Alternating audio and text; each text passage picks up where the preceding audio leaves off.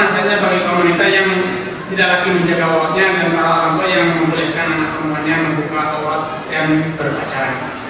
Saya hanya ingin bercerita kasus yang saya alami sendiri. Suatu saat ketika saya dari Surabaya ke Jakarta dengan pesawat, kebetulan orang duduk sebelah saya adalah Chinese, Cina, laki, sekeluarga ingin libur ke Taiwan. Anaknya di belakang saya, istrinya di depan saya, seatnya dapat. Ketika Cina tersebut lihat saya jenggotan, dia memandangi saya. Lihat, teroris kan? Saya khawatir kan, ini bawa bom atau apa gitu kira-kira. Akhirnya saya sama, karena saya melatih dia terus. Ya saya Pak, sorry Pak, mau kemana Pak? Mau ke Jakarta, mau berlibur ke Taiwan. Namun rupanya dia tidak tahan bertanya. Ya, Mas, harus pakai jenggot ya katanya. Saya bilang harus. Saya bilang harus pakai jenggot. Dia nanya kenapa? Gini Pak, kalau Bapak bertanya saya akan jawab dengan jujur. Islam ini mengajarkan kita ekonomis. Daripada saya beli pisau cukur terus ya, boros. Bong ini tidak saya tumbuhkan, tumbuh sendiri. Itu pertama. Jadi saya menganut paham ekonomi ngirit. Dia akan tumbuh sendiri, tidak usah dirawat, tidak usah dikasih makan, tidak usah dibelikan pisau. Tidak ekonomis, pemborosan. Itu pertama. Kemudian kedua, Islam itu mengajarkan agar kita sebagai manusia itu menjaga identitas.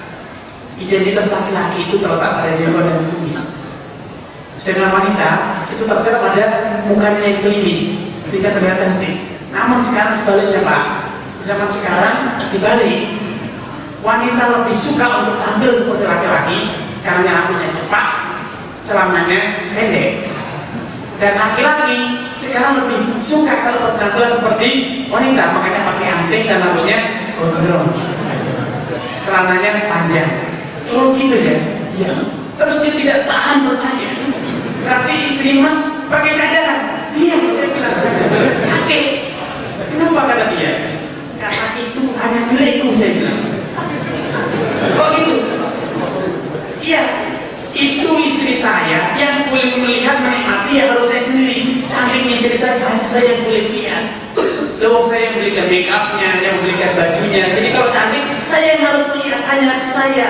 Karena yang belikan hanya saya, tidak boleh yang lainnya. Nah kalau istri bapak kan istri saya, istri orang lain juga banyak semua lihat. Saya tanya Pak, kapan istri bapak mengenakan make up, mengenakan perhiasannya? Ketika di rumah atau ketika keluar? Kata dia, iya ketika keluar katanya. Ya itu namanya istri saya, istri apa? Bedanya hanya di kamar saja Pak, saya bilang. Inilah sejak ini terjadi. Akhirnya ketika saya jadi demikian, Cina itu geleng-geleng. Iya deh ya, kata dia Mas, katanya gimana ya, istri bersama katanya.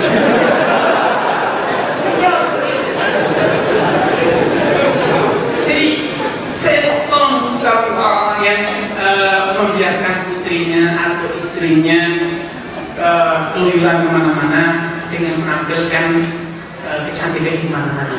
Coba lihat, berapa Anda membelikan nikah untuk istri Anda, putri Anda?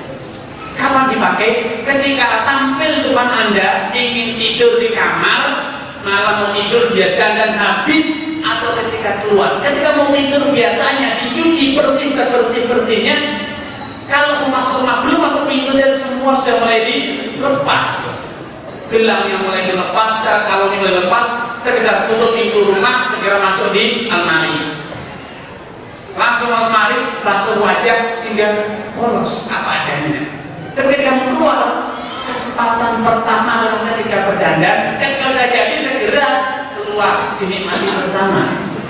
Sehingga suami-suami yang memiliki istri seperti itu coba dipikirkan, itu istri Anda sendiri atau istri rame-rame?